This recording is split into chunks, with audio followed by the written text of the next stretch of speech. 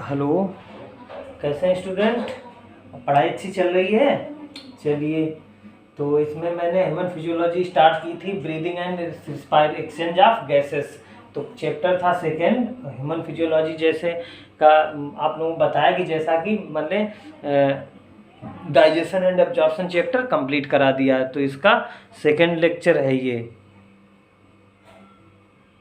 Okay, तो अब मैं बढ़ाने जा रहा हूँ breathing and exchange. General introduction हो चुका था फर्स्ट लेक्चर में, एंड सेकंड में मैंने इसको रिस्पिरेटरी ऑर्गन्स क्या होते हैं ह्यूमन का वो मैंने बताया था, डायग्राम भी बताया था। ठीक है, उसके बाद में मैंने क्या किया है, इसको आगे कवर करा रहे हैं। तो मैंने चैनल का नाम है बायोलॉजी मेंटर। जो भी स्टूडेंट फर्स्ट टाइम वॉच कर रहे हैं वो सब्सक्राइब कर लें एंड शेयर करें अपने फ्रेंड्स को, ताकि वो भी अच्छे से कवर कर सकें। ठीक है, तो मैं आज कवर कराने जा रहा हूँ। इसके दो पार्ट हैं। आगे जो मैंने कवर कराया है, इसके कितने पार्ट हैं? दो पार्ट।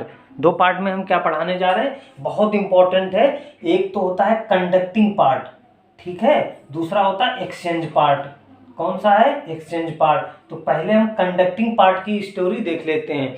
ये कहाँ से कहाँ तक का लिया जाता है। ओके, मैंने लंग्स का उसी में आपको एक डायग्राम भी दिखाया था। ठीक है, एक टर्मिनल ब्रोंक्यूल्स बताया था, एल्वुलाई बताया था। ठीक है, तो कंडक्टिंग पार्ट, जो पार्ट हमारा वॉइस को वो ऑक्सीजन गैस में कंडक्ट करता है, ठीक है, जो कंडक्ट करता है उसको बोलते हैं एक्सटर्नल नॉस्ट्रिल। एक्सटर्नल नॉस्ट्रिल से लेके up to terminal bronchioles, terminal bronchioles तक के पार्ट को क्या बोलते हैं? External nostril. आया समझ में? फिर एक दूसरी लाइन ये दे रहे हैं एक्सचेंज पार्ट। यहां से तो एयर हमारी जो है एटमॉस्फेरिक एयर हमारे नॉस्ट्रिल में आके और अंदर तक जा रही है, लंग्स के टर्मिनल ब्रोंक्यूल्स तक। यहां तक तो केवल एयर कंडक्ट हो रही है, that is conducting part. Okay, अब आते हैं एक्सचेंज पार्ट। एक्सचेंज पार्ट में क्या होता है, यहाँ पे एयर जो है उसका एक्सचेंज होता है। CO2 ले ली जाती है और ऑक्सीजन दे दी जाती है, यहाँ पे एक्सचेंज होता है।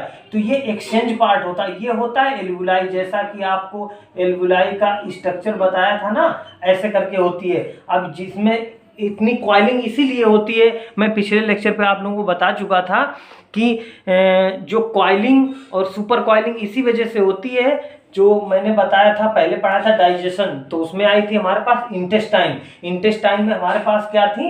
विलाई। आया क्लियर समझ में? क्या थी? विलाई। दूसरा हमने रेस्पिरेशन स्टार्ट किया, इसमें क्या आ गए हमारे पास? Alveoli, alveoli.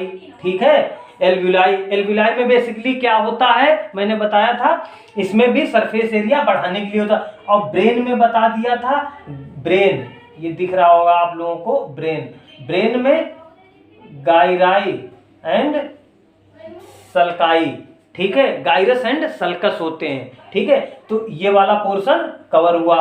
तो ये भी क्या करते हैं, केवल एंड केवल पार्ट हमारे इन्वॉल्व होते हैं एक्सचेंज में, हमारा सरफेस एरिया बढ़ाने में। बेसिकली इनकी कॉइलिंग सुपर कॉइलिंग इसीलिए होती है कि हमें जो भी सबस्टेंसेस हैं उनकी क्या हो, हमारे पास अच्छे से इसकी सरफेस एरिया बढ़ा के ज्यादा से ज्यादा स्टोर कर लिया जाए। और ज्यादा ये एल्वुलाई में ऐसी इस कॉइलिंग का क्या मतलब, यहाँ पे एक्सचेंज के लिए देखिए, गैसियस एक्सचेंज के लिए बहुत ज्यादा आराम से क्या मिल जा रहा है, इसमें स्पेस मिल जा रहा है।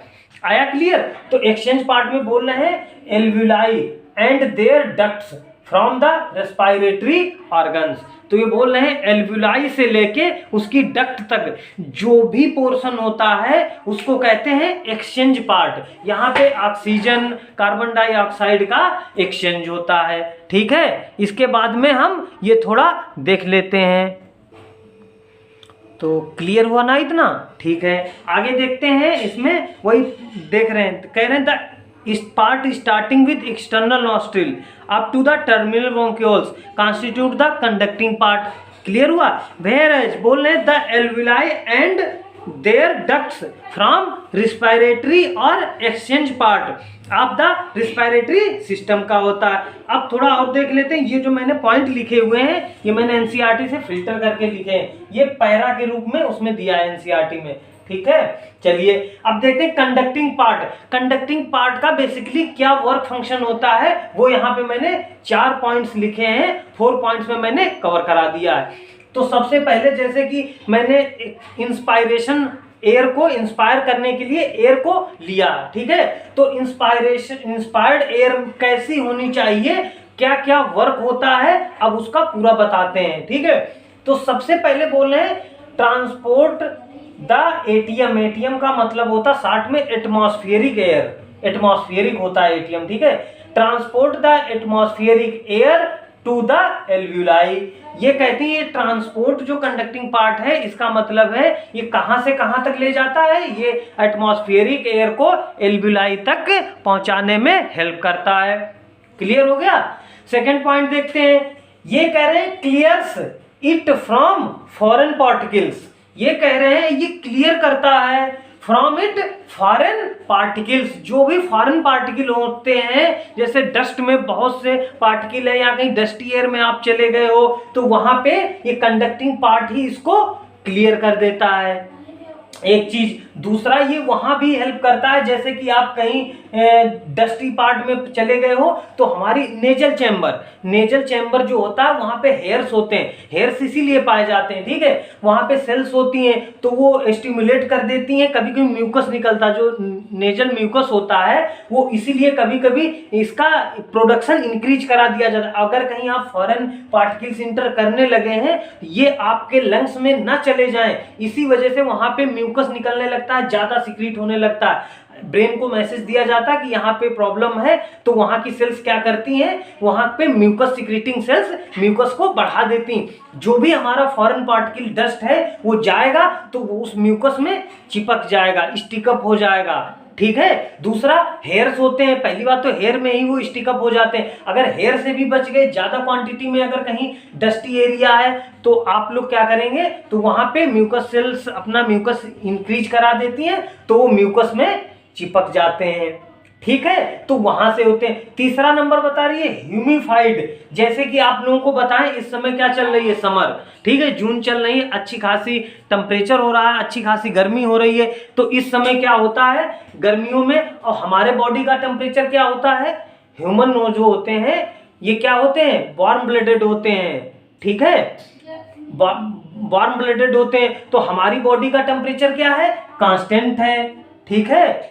तो अब क्या होता है इस केस में, अब हमारा बॉडी का टेम्परेचर कांस्टेंट है, इन्वायरमेंट का बढ़ रहा, अब पता चले हम लोगों के बॉडी का टेम्परेचर कांस्टेंट और इसका क्या हो गया, इन्वायरमेंट का हो गया जाके 41 डिग्री, कितना हो गया 41 डिग्री सेंटीग्रेड। तब क्या होगा यहाँ पे, अब अपनी बॉडी का कांस्टेंट है, कम है, बाहर की एयर क्या है, हॉट है, अगर ऐसे ही ले लेंगे तो प्रॉब्लम हो जाएगी। इसी वजह से जो म्यूकस हमारे नेजल चैम्बर में पाया जाता है, ये म्यूकस क्या करता है, इसकी सरफेस से होते हुए एयर जाती है तो उसमें वाटरी सब मतलब कंटेंट ज्यादा होता है म्यूकस में, तो क्या होता है उसके सरफेस से जब टच करते हुए एयर अंदर की तरफ जाएगी, ऑब्वियसली जब नोज में म्यूकस है, ठीक है, उसी में एयर सक जानी है तो ऊपर टच तो होना ही होना, तो उसका टेम्परेचर को डिक्रीज करा देती है, गॉट इट, ह्यूमिडिफाई करती है। बहुत इंपॉर्टेंट पॉइंट है ये, ठीक है। और चौथा पॉइंट है brings the air to body temperature. अब क्या है, जो एयर मैंने 41 डिग्री की इनहेल की थी, ठीक है, इंस्पायर की थी, तो कंडक्टिंग पार्ट की लेंथ ज्यादा होती है, ये जाते जाते जब तक हमारे लंग्स एल्वियोलाई में एक्सचेंज पार्ट में पहुंचती है तब हमारी क्या हो जाती है, बॉडी के टेम्परेचर को गेन कर लेती है। ये बहुत बड़ा पॉइंट है यहाँ पे, ठीक है। तो यहाँ से कईयों क्वेश्चन कंप्लीट हो जाएंगे, कई भी क्वेश्चन यहाँ से एराइज हो जाते हैं। तो आप लोग ये देखेंगे जो मैंने ये पोर्शन कवर किया है ये बहुत इंपॉर्टेंट है, इसको कवर करेंगे, अच्छे से लर्न करिए। कुछ भी कंफ्यूजन है तो आप मेरे को कमेंट करके बोलेंगे, ओके। अब मैं देखने जा रहा हूँ, आप लोगों को दिख नहीं रहा, चलिए नेक्स्ट बता रहे हैं। तो ये हो गया ना, अब इसको देख लेते हैं लैंग्वेज में। ये बोल रहे हैं, यहां तक मैंने कवर करा दिया था, the conducting part transport the atmospheric air to the alveoli. ये 4 पॉइंट मैंने कवर करा दिए जो है, clears the air to the alveoli, clears it from foreign particles, humidify and also bring the air into the body temperature. फिर कह रहे हैं exchange part is the site of actual diffusion of O2 and CO2। वही मैंने बताया ना, जो इसका कंडक्टिंग पार्ट होता है, ठीक है, जो डिफ्यूजन वाला पार्ट होता है जहां पे एक्सचेंज मेनली होता है, वो एक्चुअल पार्ट क्या होता है, लंग्स की एल्वियोलाई वाले पार्ट में। वहीं पे एक्चुअल में जो CO2 होती है, ठीक है, CO2 होती है एंड O2, दोनों का क्या होता है, एक्सचेंज होता है। आया समझ में? आगे देखते हैं। The lungs are situated in the thoracic cavity. कह रहे हैं लंग्स हमारे कहाँ सिचुएटेड होते हैं, थोरेसिक कैविटी में। विच इज, जो चैम्बर होता है एनाटोमिकली एयर टाइट चैम्बर्स होता है। क्या होता है, एयर टाइट चैम्बर्स होता है, ठीक है। अब आगे आते हैं, ये कह रहे हैं द थोरेसिक चैम्बर जो होता है एयर टाइट चैम्बर, मैंने बता ही दिया है, ठीक है, एनाटोमिकली। आते हैं, thoracic chamber is found dorsally, जो डॉर्सल साइड होती है हमारी बैक साइड, उसको डॉर्सल साइड बोल रहे हैं। तो बोल रहे हैं वो किससे बना होता है, vertebral column. Dorsally by vertebral column, ventrally by sternum, जो हमारी स्टर्नम होती है वेंट्रल साइड में, जिससे रिब्स अटैच होती हैं सभी, ठीक है, जो सिंगल बोन होती है ह्यूमन में, जो कि फ्लैट बोन है, ओके। तो ये वेंट्रली किससे बना होता है, स्टर्नम से। एंड लेटरली, जो हमारी साइड होती हैं, lateral sides, by the ribs, ribs में लेटरली साइड में होती हैं। And on the lower by the dome shaped diaphragm, lower side जो होती है वो किससे बनी होती है, डोम शेप्ड डायाफ्राम होता है। इतना क्लियर हो गया आपको?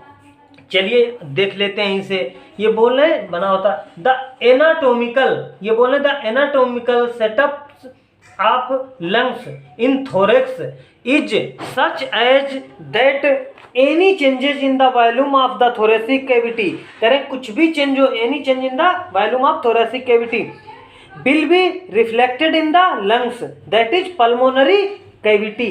सच an arrangement is essential for breathing, किसके लिए एसेंशियल होता है, ब्रीदिंग के लिए। फिर कह रहे हैं as we can not directly alter the pulmonary volume, हम लोग अल्टर नहीं कर सकते हैं पल्मोनरी वॉल्यूम को। अब मेरे पास पॉइंट्स आते हैं कुछ, जैसे कि यहाँ पे कह रहे respiration involve the following steps, हमारे रिस्पायरेशन में कौन कौन सी स्टेप्स फॉलो की जाती हैं, ठीक है। तो पहली स्टेप देख लेते हैं, क्या है पहली स्टेप है ब्रीदिंग आर पल्मोनरी वेंटिलेशन। क्या बोलते हैं इसको, ब्रीदिंग आर पल्मोनरी वेंटिलेशन। एक हो गई हमारे पास, बता रहे बाई विच एटमॉस्फेयर, इसके द्वारा क्या होता है, बाई विच एटमॉस्फियरिक एयर है drawn and in and CO2 rich alveolar air is released out, मतलब जो CO2 रिच होती है एयर्स उसको रिलीज आउट कर दिया जाता है, और जो हमारे पास एटमॉस्फेरिक जो एयर ऑक्सीजन रिच होती है उसे ड्रॉन कर लिया जाता है अंदर। फर्स्ट पॉइंट क्लियर हुआ। दूसरे पॉइंट पे आते हैं, diffusion of gases CO2 and oxygen and O2, ये O2 लिखा है, ठीक है, oxygen and CO2 across alveolar membrane. कह रहे डिफ्यूजन ऑफ गैसेस जो होता है एल्व्यूलर मेम्ब्रेन पे हमारे पास होता है। तो मैंने एक पॉइंट लिख लिया, जो डिफ्यूजन मेम्ब्रेन होती है ये 3 लेयर्स की होती हैं, ये एक पॉइंट है यहाँ तक, ठीक है। कितने लेयर होती हैं, 3 लेयर्स होती हैं। अब कह रहे लेस देन 1 mm की होती है, एक लेयर 1 मिलीमीटर से कम होती है, एक पॉइंट। अब इसमें जो डिफ्यूजन मेम्ब्रेन होती है 3, वो मैं बताना चाह रहा था, ठीक है, बता रहा हूँ। कह रहे एक जो होती है थिन स्क्वेमस ऑफ एल्व्यूलाई, जो एक थिन होती है स्क्वेमस एपिथेलियम की बनी होती, जो 3 लेयर्स हैं वो मैं बोल रहा हूँ ओरली, आप लोग लर्न करें, अभी आगे आएगा तब मैं बताऊंगा इसको डिटेल में। तो एक थिन स्क्वेमस एपिथेलियम होती है एल्व्यूलाई की, क्लियर। दूसरा एंडोथेलियम ऑफ एल्व्यूलर कैपिलरीज, दूसरी कौन होती है, एंडोथेलियम ऑफ एल्व्यूलर कैपिलरीज की होती है। तीसरी होती बेसमेंट, जो बेसमेंट मेम्ब्रेन होती है वो एल्व्यूलाई जब बनाएंगे आप लोगों को फिगर दिखाएंगे, ठीक है, ऐसे करके, तो उसके बीच में होती है बेसमेंट, ठीक है, तो आप लोगों को ये पॉइंट क्लियर हो गया, सेकेंड पॉइंट हुआ। उसके बाद आता है third point, transport of gases by the blood, blood के द्वारा गैसों का ट्रांसपोर्ट होता है। ठीक है, ये हमारे कितने पॉइंट हो गए? 3। ठीक, इसके बाद में और देख रहे हैं। ठीक है, इतना क्लियर हुआ? तो मैंने कितने पॉइंट बता दिए आप लोगों को, मैंने 3 पॉइंट डिस्कस कर दिए हैं। अब आता है फोर्थ पॉइंट, ये कह रहे हैं diffusion of O2 and CO2 between blood and tissues. तो टिश्यू के लेवल पे क्या होता है? डिफ्यूजन होता है ऑक्सीजन एंड CO2 का। ओके, ये वाला पॉइंट हो गया। अब कह रहे हैं फोर्थ पॉइंट पे, utilization of oxygen, utilization of O2 by the cells for catabolic reactions. जो कैटाबोलिक रिएक्शंस होती हैं हमारे रिस्पायरेटरी सिस्टम में, तो उसमें यूटिलाइजेशन क्या होता है? ऑक्सीजन तो यूज होगी। तो इस वजह से and resultant release of CO2, जब कैटाबोलिज्म होगी तो ऑक्सीजन की रिक्वायरमेंट होगी, उसके बाद में रिलीज क्या होगा? CO2। तो ये हमारे पास कितने पॉइंट है? 5 पॉइंट। 5 पॉइंट्स हैं जो क्या करें, रिस्पायरेशन में इन्वॉल्व होती हैं स्टेप्स हमारी।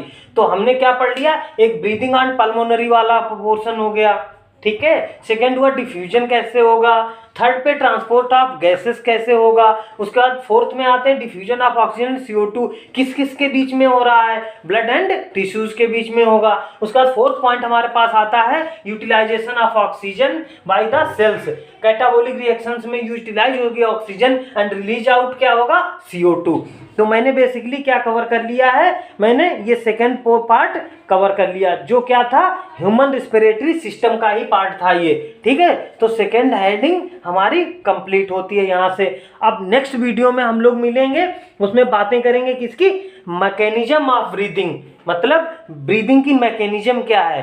ठीक है, तब तक के लिए ठीक है, वीडियो देखते रहिए, और जो भी पोर्शन ना समझ में आए वो कमेंट कर सकते हैं। बाय।